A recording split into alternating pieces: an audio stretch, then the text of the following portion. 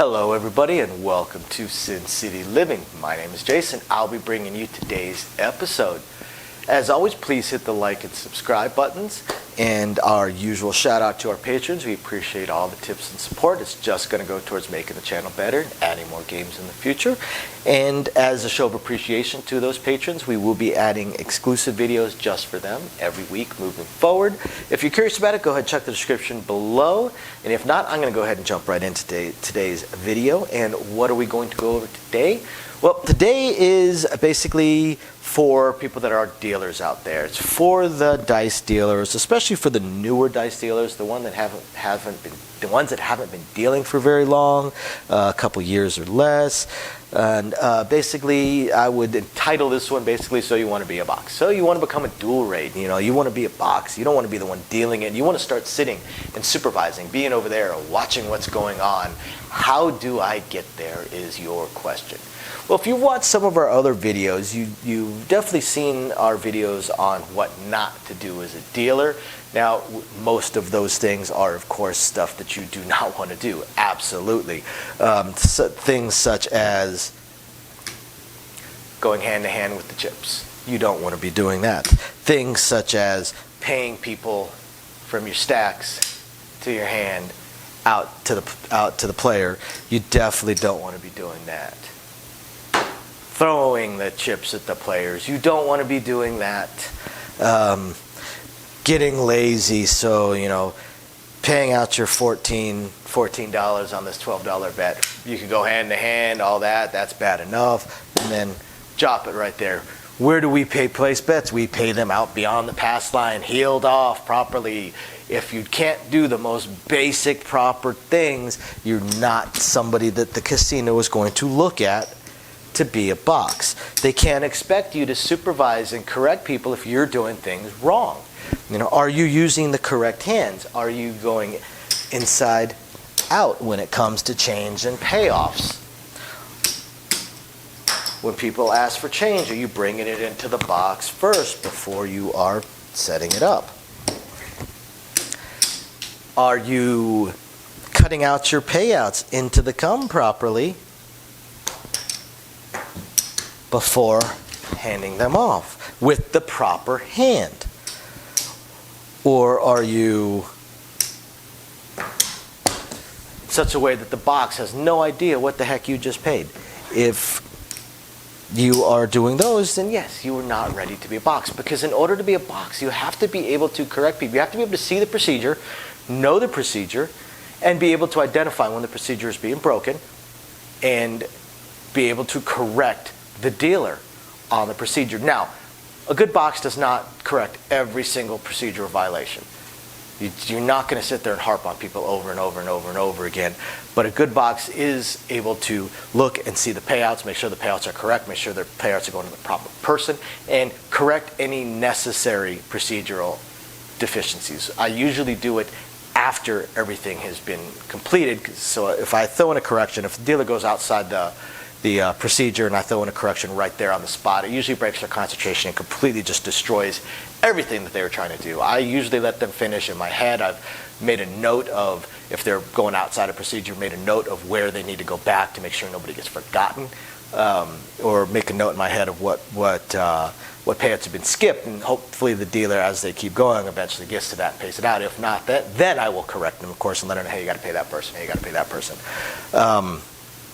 But as a box, you definitely need to have that procedure. If you don't have that procedure, the casino is not going to have faith in you to be able to supervise the game. Along with that, you need to know the change for all of the standard payouts, and you need to know the presses. You need to know the presses and standard presses and standard change. You know, if someone has a 5 and 9, they say take my 5 and 9 to a quarter each. You should just know that it's $1, because the experienced dealers are on that table are just going to fire off $1, make them look like a quarter, and you're standing there going, what the heck just happened? If they've got a $42 8, and the player says, I want to go to 90. As soon as 8 hits, the experienced dealer is going to throw them $1, set up the $90 bet,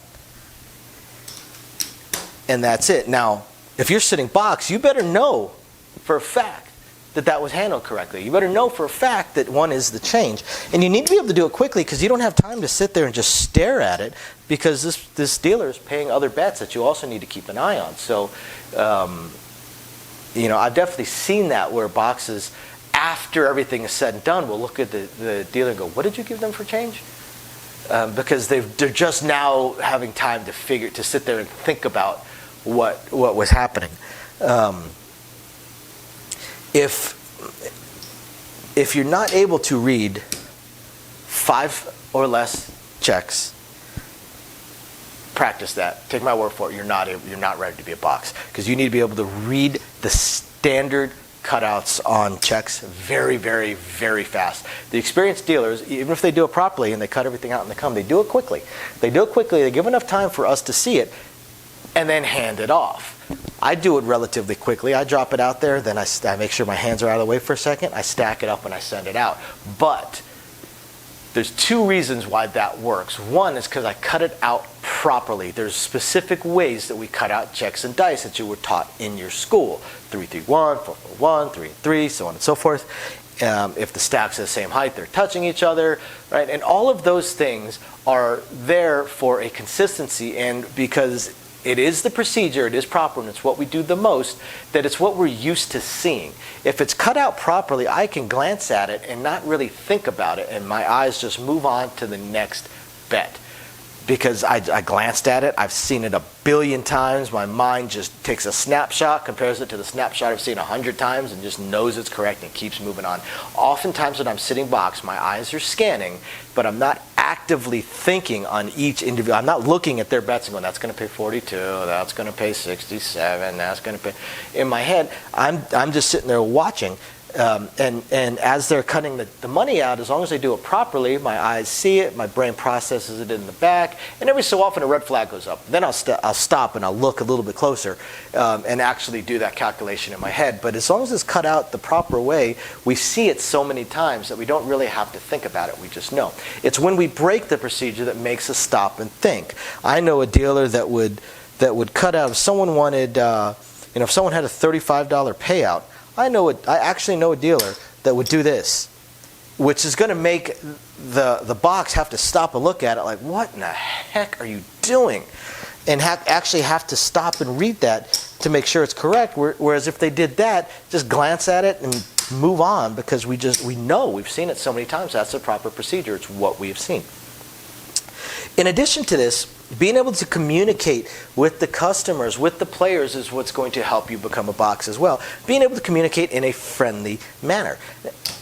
Being able to anticipate the player's needs. Being able to remember the player's needs. If the player's doing the same bets and the same presses every single time, and 3 hours into them playing, you're still asking, what do you want to do here? What do you want to do here? You're probably not ready to be a box, because the box definitely needs to be able to connect with all these players and remember what's going on, remember their bets, and be able to help them out. So you want to be able to connect with your players. You want to be able to remember your players. You need to be able to multitask. You need to be able to be paying this person while still hearing what that person wants to do with their press, and that person, and that person. And as these 2 players over here are throwing their money in over there, to be able to remember those bets and book those bets for the stick person. If you're not able to multitask, you're definitely not going to be able to be a box. The box has to know every bet on the table, has to be able to see everybody throwing in their checks and know what's what, to whom, what they're betting, so on and so forth. So you need to train yourself on all of those things if you don't already have them. If you've been dealing for a little while, you should already have them. And no knock to dealers that don't end up sitting box, but not every dealer is going to. Not every dealer is going to have that capacity, not going to have that ability. And not every dealer is going to want to either. That's the thing. There's a lot of dealers that have been dealing for 30, 40 years that have all the raw knowledge in the world to be a box. They just have no desire to be. They have no desire to be because they're happy in their little niche. They do things their way. They've been doing it for so long, and they're so entrenched that nobody bothers to correct them on any procedural errors. So they're happy in their little niche doing what they do. They don't want the extra responsibility. No problem. Not a problem at all. We need professional dealers. Absolutely. And along with that, there's plenty of dealers that just don't have the skill. They don't have the skill. They don't have what it takes. Dice is the toughest of all of the games for a reason. You have to be able to multitask. You have to be able to do things extremely quick, calculate very basic math extremely quick while a bunch of people are screaming in your ear and 6 different bets are flying in that you also need to be able to verbally book and remember. And not everybody can do this kind of stuff. They really can't. But you can also train yourself to, or at least work on it somewhat. The thing is that the dealers that end up sitting box are the ones that are trying.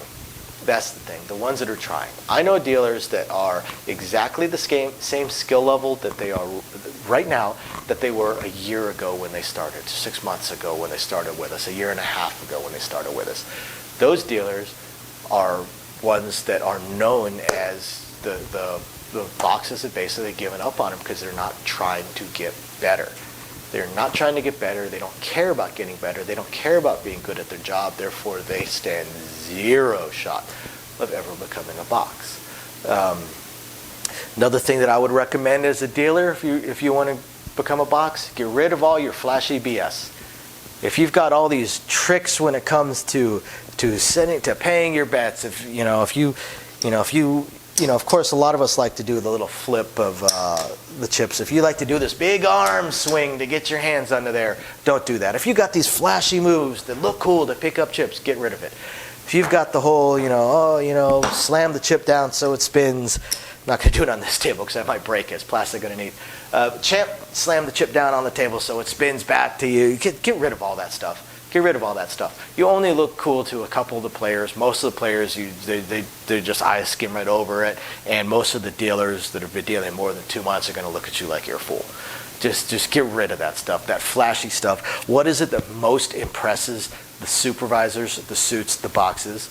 Correct payouts, talking to the customers, being able to multitask, talking to customers, correct payouts, smooth and efficient. All this flashy BS is not smooth and efficient. One of the best things that a floor can say about a dealer for dice is that their dealing is very quiet. Doesn't mean they're not talking. What it means is the dealer isn't slamming everything around, but very, very subtle. Now, in a setting like I'm in right here, you can't, of course, be perfectly silent because it's basically a silent environment. But in a casino, you got a lot of voices, you got music going, all that. A good dealer has the tiniest little clicks of the chips, and it can vanish into the background noise. Those are considered fantastic dealers. The quieter a dealer deals, the better they are considered as a dealer. There are, of course, thousands and thousands of all little subtle things as far as becoming a box goes, but those are just some of the obvious ones that I wanted to point out. Everything is going to be different depending on what casino you're at, of course. The biggest thing, if you want to be a box, talk to the box. Talk to the box that you've got. Talk to the suits. Talk to the supervisor. Say, hey, I'm really interested in eventually becoming a dual rate. What do I need to do? What do I need to work on? And then listen to them. I know of a few people that have gotten advice from probably 10, 15 people, and it's been the same advice, and ignored it from all 10, 15 people. They stand no shot of ever moving up, at least not with us, just simply because of that. They were given all the advice was the exact same, they ignored it. That was on them. If you're interested in becoming a dual rate, talk to your supervisors. Talk to them, find out what you need to do. People will be very happy to work with you if you were trying. We love to see dealers that are trying. That's our thing. I don't care how weak a dealer is if they are actively trying to get better. Or if they're super, super, super friendly with the customers. Either one of those will cover up just about any weakness from a dealer. Always trying to get better. That's the key. All right, guys. Hope you guys find this interesting. Thank you very much for watching. We will catch you guys next time. Bye now.